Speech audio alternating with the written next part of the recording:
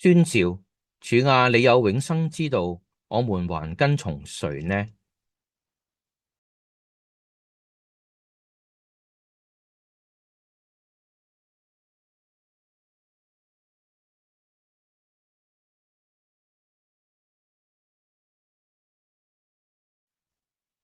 現在讓我哋承對上帝和對友鄰嘅過錯。我哋一同用認罪文同心祈禱話：最慈悲嘅上帝，我哋承認在思想、言語和行為上，常常得罪了你，應做的不做，不應做的反去做。我們沒有盡心愛你，也沒有愛人如己。現在我哋痛心懊悔，求你憐憫我哋，為了聖子耶穌基督，饒恕我哋，使我哋樂意遵行你嘅旨意，歸榮耀給你嘅聖名。阿門。全能嘅上帝憐憫你哋，藉着我哋嘅主耶穌基督，饒恕你哋所犯嘅罪，增加你哋行善嘅力量，並藉聖靈嘅大能保守你哋進入永生。阿門。主啊，開我們的口，使我們能用口讚美主。願榮耀歸於聖父、聖子、聖靈，起初這樣，現在這樣，將來也這樣，永世無盡。阿門。詩篇選自詩篇第128篇。凡敬畏耶和華、遵行他道的人有福了。你要吃勞碌得來的，你要享福，凡事順利。你妻子在你內室，好像多結果子的葡萄樹；你兒女環繞你的桌子，如同橄欖樹苗。看啊，敬畏耶和華的人必要這樣蒙福。願耶和華從錫安賜福給你，願你一生一世看見耶路撒冷興旺。願你看見你的子子孫孫，願平安歸於以色列。願榮耀歸於聖父、聖子、聖靈，起初這樣，現在這樣，將來也這樣，永世無盡。阿門。第一次經課記載喺創世記第29章第15節至第28節，舊約聖經第34頁。拉班對雅各說：你雖是我的骨肉，豈可白白地服侍我？請告訴我，你要什麼為工價？拉班有兩個女兒，大的叫利亞，小的名叫拉結。利亞的眼睛沒有神氣，拉結卻生得美貌俊秀。雅各愛拉結，就說：我願意為你小女兒拉結服侍你7年。拉班說：我把她給你，勝似給別人，你與我同住吧。雅各就為拉結服侍了7年。他因為深愛拉結，就看這7年如同幾天。雅各對拉班說：日期已經滿了，求你把我的妻子給我，我好與她同房。拉班就擺設筵席，請齊了那地方的眾人。到晚上，拉班將女兒利亞送來給雅各，雅各就與她同房。拉班又將婢女悉帕給女兒利亞作侍女。到了早晨，雅各一看是利亞，就對拉班說：你向我做了是什麼事呢？我服侍你不是為拉結嗎？你為什麼欺哄我呢？拉班說：大女兒還沒有給人，先把小女兒給人，在我們這地方沒有這規矩。你為這個滿了7日，我就把那個也給你，你再為他服侍我7年。雅各就如此行。滿了利亞的7日，拉班便將女兒拉結給雅各為妻。這是上主的道。感謝上主。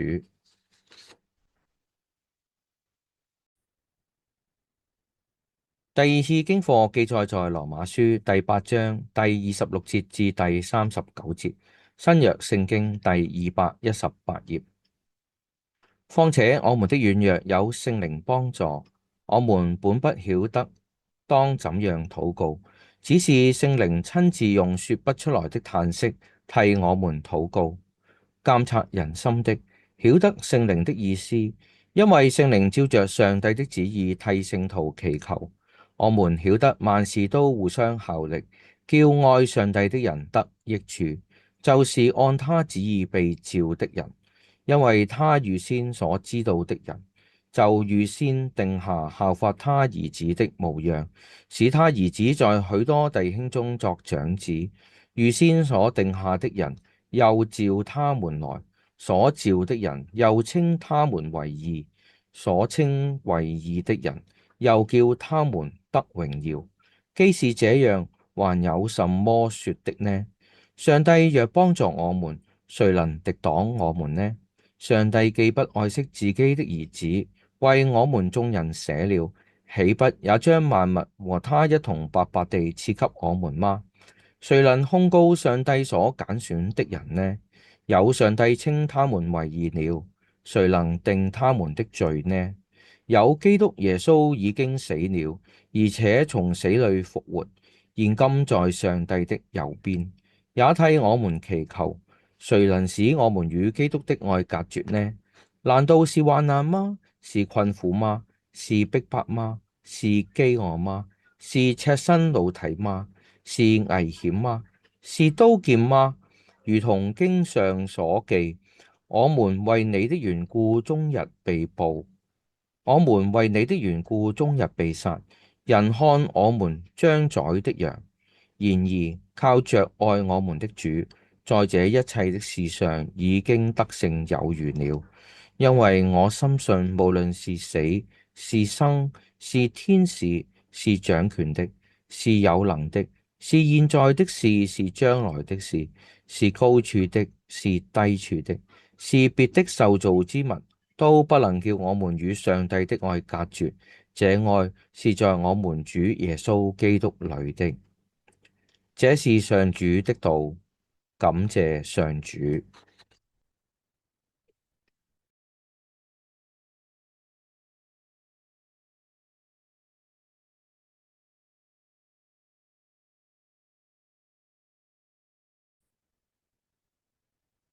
阿利路亞，阿利路亞。主說：我就是世界的光，跟從我的，必不在黑暗裏走，卻要得着生命的光。阿利路亞。願主與你哋同在，也與你同在。主耶穌基督嘅聖福音記載喺聖馬太福音第13章，由第31節讀起。願榮耀歸於主基督。耶穌又設個比喻對門徒說：天國好比一粒芥菜種，有人拿去種在田裏，它原比所有的種子都小，等到長起來，卻比各樣的菜都大，且成了樹，以致天上的飛鳥來在它的枝上築巢。他又對他們講了另一個比喻：天國好比麵酵，有婦人拿來放進三斗麵裏，直到全團都發起來。天國好比寶貝藏在地裏，人發現了，就把它藏起來，歡歡喜喜地去變賣一切所有的，買這塊地。天國又好比商人尋找好的珍珠，發現一顆貴重的珍珠，就去變賣他一切所有的，買下這顆珍珠。天國又好比網撒在海裏，聚攏各樣魚類，網一滿，人就把它拉上岸，坐下來，揀好的收在桶裏，不好的丟掉。世代的終結也要這樣，天使要出來，把惡人從義人中分別出來，丟在火爐裏，在那裏要哀哭切齒了。耶穌說：這一切的話你們都明白了嗎？他們對他說：明白了。他對他們說：凡文士學習作天國的門徒，就像一個家的主人，從地庫裏拿出新的和舊的東西來。這是上主的福音。願讚美歸於主基督。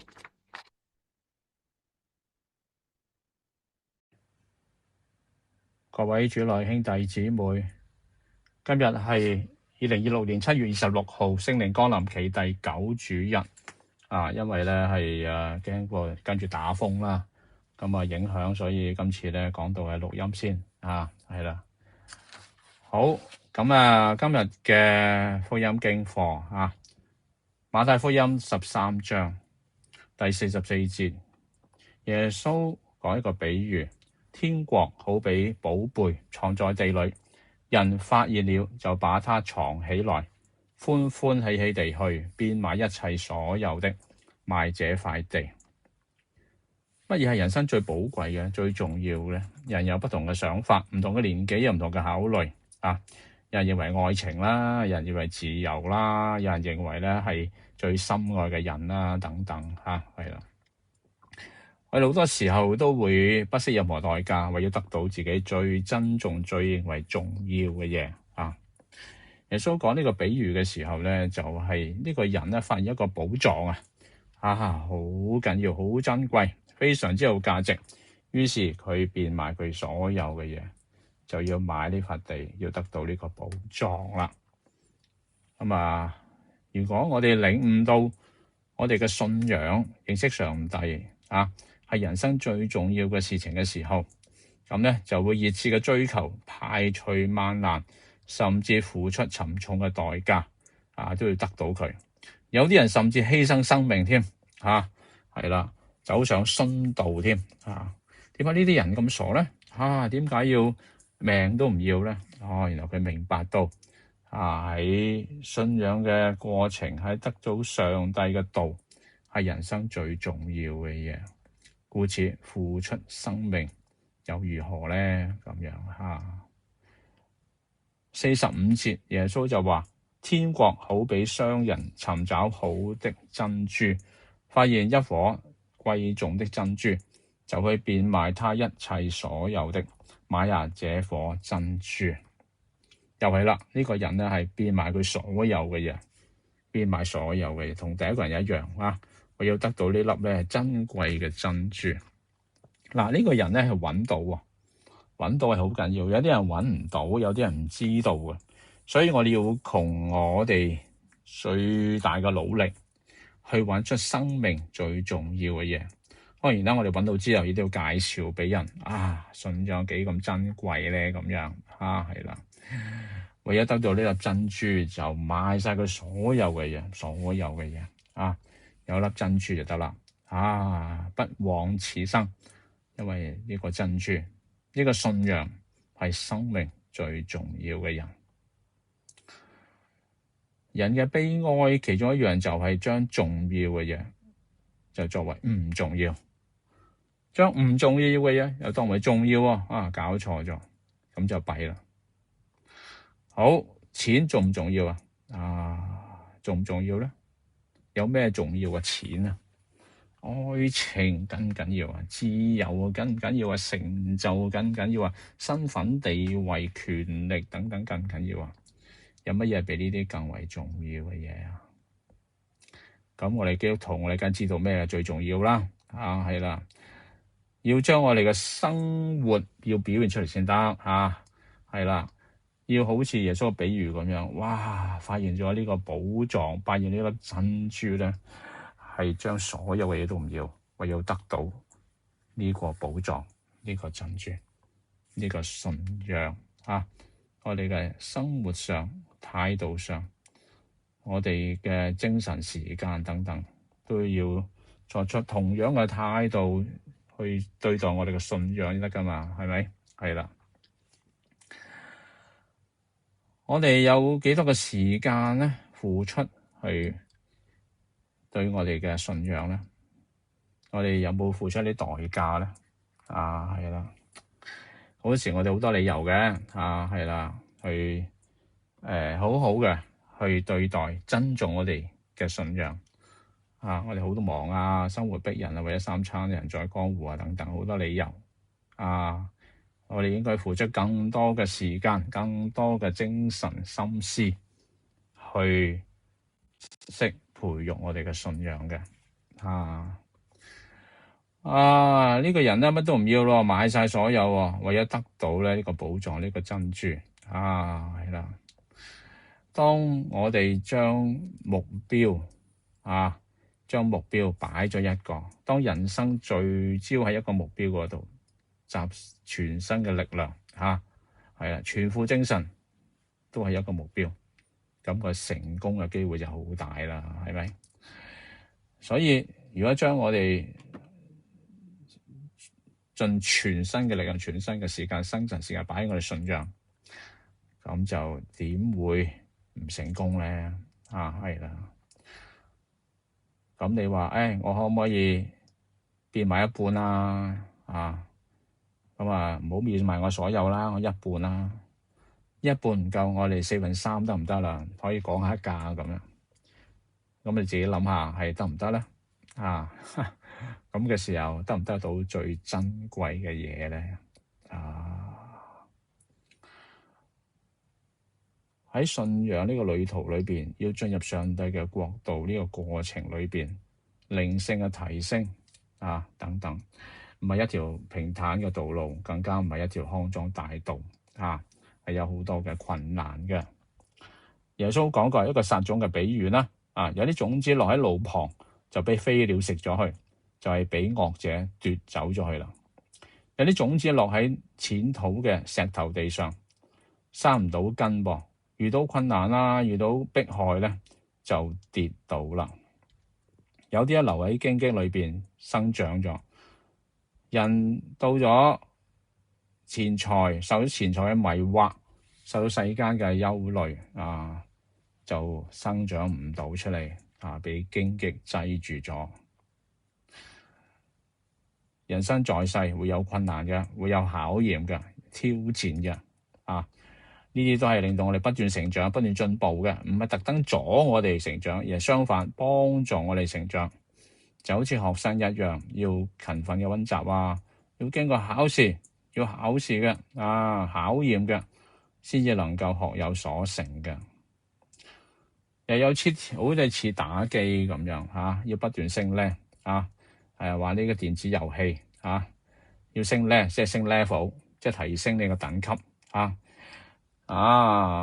當同一個等級、同一個 level 打耐咗咧，你又覺得悶啦。都係好容易啫咁樣。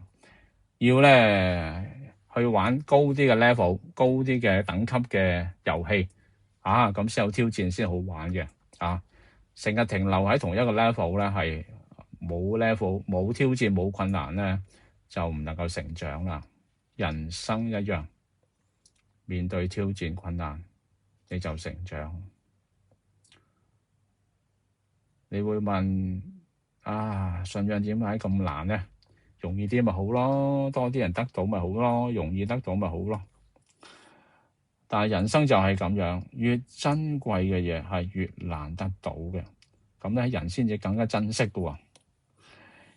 容易得到嘅嘢咧就唔會珍惜嘅，就好易失去，就係咁樣。另外，容易得到嘅嘢咧，亦都容易失去咗去喎。難得到嘅嘢，經過艱苦嘅努力得到咧，你就好珍惜，亦都好難失去啦。高深嘅嘢越高深就越難得到，越更加倍要努力，要更多嘅毅力，要決心更加要恆心，先能夠達至嘅。讀小學容易啦，係咪讀中學啦難啲咯噃。讀大學就更加難啦，讀博士就更加難上加難。要喺運動上有成就，亦都要經過艱苦嘅訓練練習努力。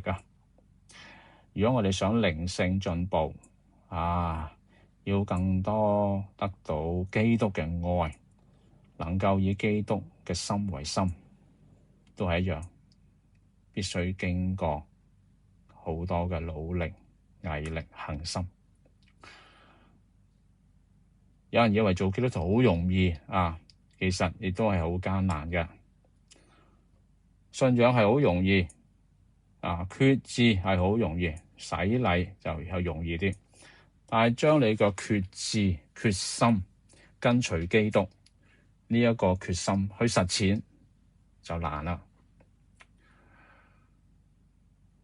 一個人要決心去達到一個目標咧，譬如話我想去大學讀咗大學，讀咗邊科等等，決心係容易嘅喎，但要達到咧就唔容易啦，係啦。所以立志做一個好人係容易嘅，但係要實踐到一生做好事，唔做壞事就唔容易啦。所以做基督徒咧可以好容易嘅，但係亦都係可以係難嘅。容易嘅係因為耶穌基督已為我哋開咗一條路啦，已經用佢嘅寶血洗淨咗我哋嘅罪污。只要我哋知道，我哋靠着道成肉身嘅耶穌，就係嗰位令我哋到達上帝嘅中保橋樑。我哋靠着佢就可以達到上帝嘅地方。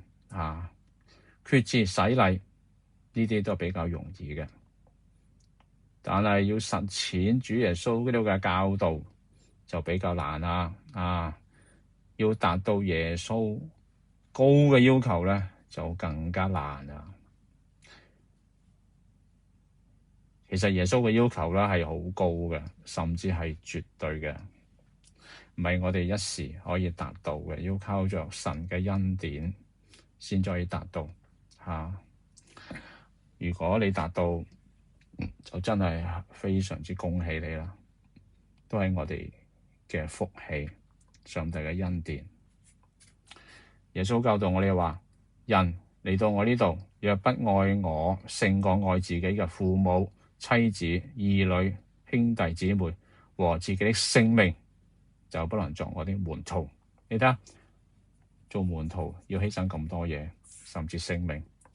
另外繼續講，耶穌話，凡不背着自己十字架跟從我的，就不能作我的門徒。這樣，你們無論什麼人，若不撇下一切所有的，就不能作我的門徒。以上都係路加福音14章嘅記載。另一處，耶穌教導我哋係要愛仇敵。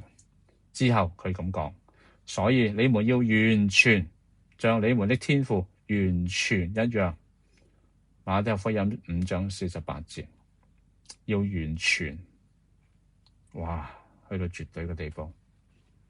耶穌話可以嘅，你哋向住呢個目標去邁進。雖然咧未必可以去到最高、最完全，但係我哋應該努力去到幾高就幾高，越高越好，越得着屬靈嘅福分。今天嘅福音31節嗰度，耶穌話天國好像一粒芥菜種。佢係種子中最細小嘅，但係生長起來就比所有嘅菜咧都大，並且長成樹添，甚至有飛鳥喺佢樹枝上去築巢。耶穌又話天國好似麵酵咁樣，酵母咁樣，使麵團發到咧係好大嘅麵包咁樣。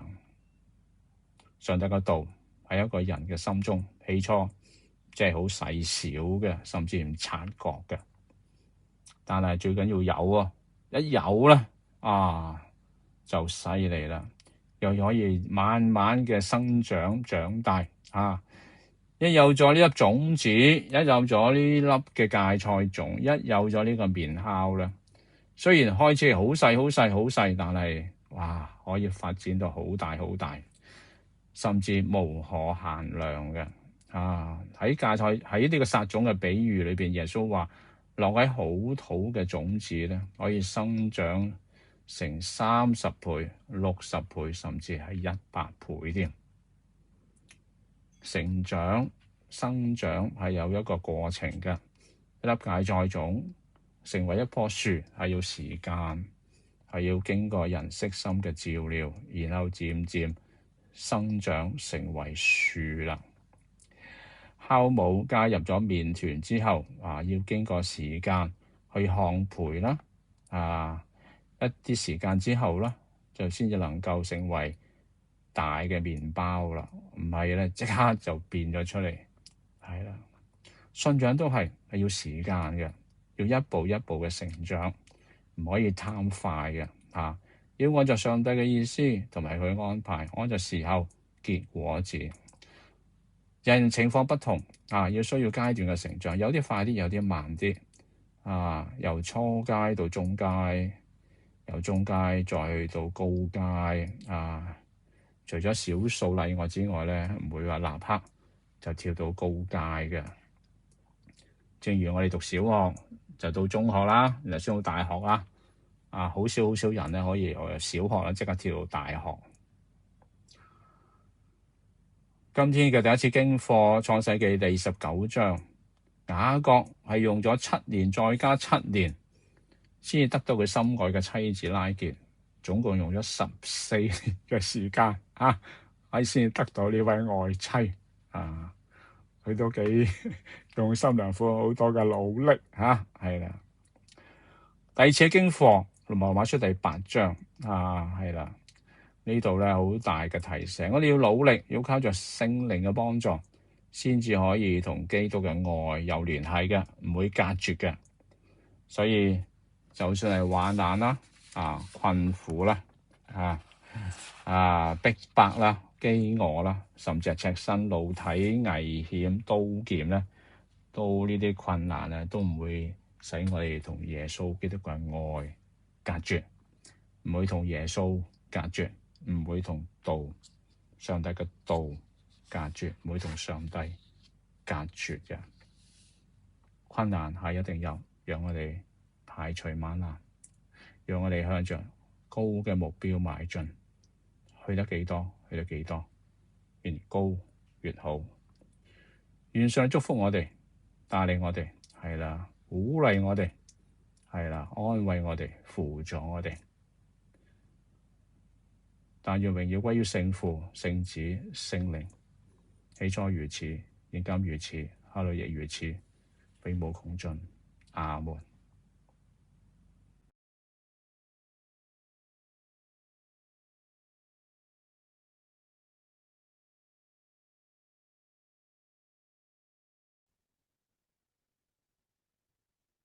現在讓我哋一同承認我哋嘅信仰。我信上帝全能的父，是創造天地的主。我信我主耶穌基督是上帝的獨子，因聖靈的能力成孕，由童貞女瑪利亞所生。他在本丟彼拉多手下受難，被釘在十字架上，受死、埋葬，降至陰間。第3天復活升天，坐在聖父的右邊。他將要再來審判活人死人。我信聖靈，我信聖而公之教會，我信聖徒相通，我信罪得赦免，我信身體復活，我信永生。阿門。願主與你哋同在，願主也與你同在。我哋要祈禱。我哋在天上的父，願你的名被尊為聖，願你的國降臨，願你的旨意行在地上，如同行在天上。我哋要用嘅飲食，今天賜給我哋，饒恕我哋嘅罪，如同我哋饒恕得罪我哋嘅人，不叫我哋遇見試探，拯救我哋脫離兇惡。因為國度、權柄、榮耀都是你的，從現在直到永遠。阿門。求主向我哋顯出慈悲，也施恩拯救我哋。求你使作主公嘅僕人行為正直，使你嘅子民歡樂歌唱。求你使天下太平，只有在你裏邊才能平安度日。求你看顧我哋嘅國家，引導我哋走真理與正義嘅道路。求你使世人都明白你嘅聖道，使萬國都認識你嘅救恩。求你使我哋不忘記有需要嘅人，求你使貧苦人常存着希望。求你潔淨我哋嘅心，並以聖靈支持我哋。